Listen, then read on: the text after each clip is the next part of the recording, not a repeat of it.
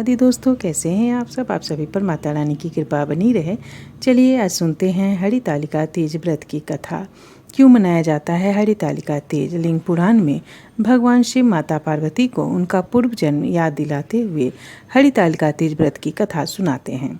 ऐसा माना जाता है कि बिना कथा सुने व्रत पूर्ण नहीं माना जाता, इसलिए अगर आप व्रत करते हैं तो कथा अवश्य सुने। हरितालिका तीज व्रत महिलाएं माँ गौरी और शिव जी की पूजा करती हैं, साथ ही उनसे सौभाग्यवती होने का आशीर्वाद मांगती हैं। इस साल 28 सितंबर को हरितालिका तीज का व्रत रखा जा रहा है। अखंड सौभाग्य की प्राप्ति वाला यह त्यौहार हर साल भाद्रपद माह के शुक्ल पक्ष की तृतीया तिथि को मनाया जाता है।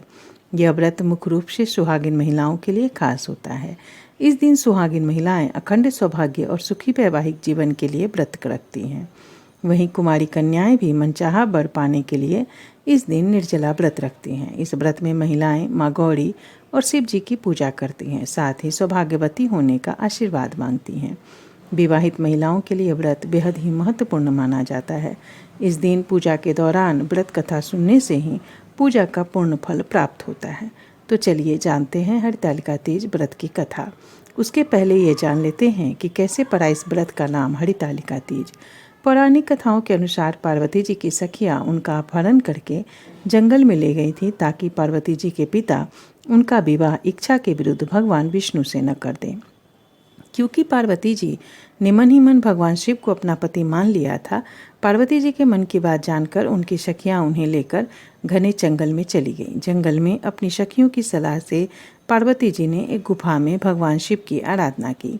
भाद्रपद तृतीया शुक्ल के दिन हस्त नक्षत्र में पार्वती जी ने मिट्टी से शिवलिंग बनाकर विधिवत पूजा की और रात भर जागरण किया। पार्वती जी के तप से खुश होकर भगवान शिव ने माता पार्वती को पत्नी के रूप में स्वीकार कर लिया और इस तरह से सखियों द्वारा उनका अपहरण कर लेने की वजह से इस व्रत का नाम हरितालिका पड़ा।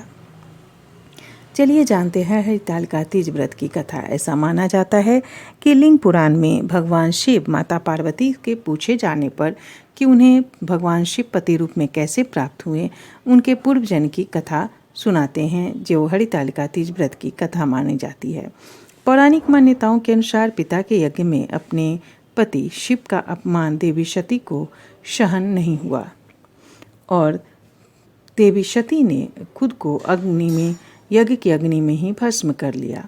वहीं अगले जन्म में उन्होंने राजा हिमाचल के यहाँ जन्म लिया और इस जन्म में भी उन्होंने भगवान शंकर को ही पति के रूप में प्राप्त करने के लिए तपस्या की।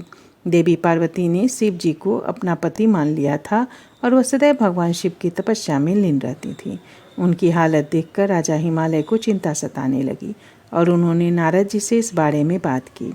इसके बाद देवी पार्वती का विवाह भगवान विष्णु से कराने का निश्चय किया गया, लेकिन देवी पार्वती विष्णु जी से विवाह नहीं करना चाहती थी।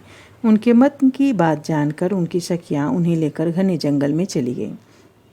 कहा जाता है कि भाद्रपद शुक्ल तृतीया तिथि के हस्त नक्षत्र में माता पार्वती ने मिट्टी से शिवलिंग का निर्माण किया और भोलेनाथ की स्तुति में लीन होकर रात्रि जागरण किया। साथ ही उन्होंने अन्न का भी त्याग कर दिया। वे कठोर तपस्या 12 साल तक चली।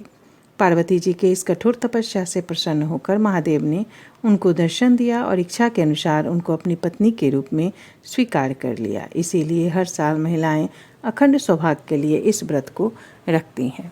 जय महाकाल, जय भोलेनाथ, जय माता पार्वती।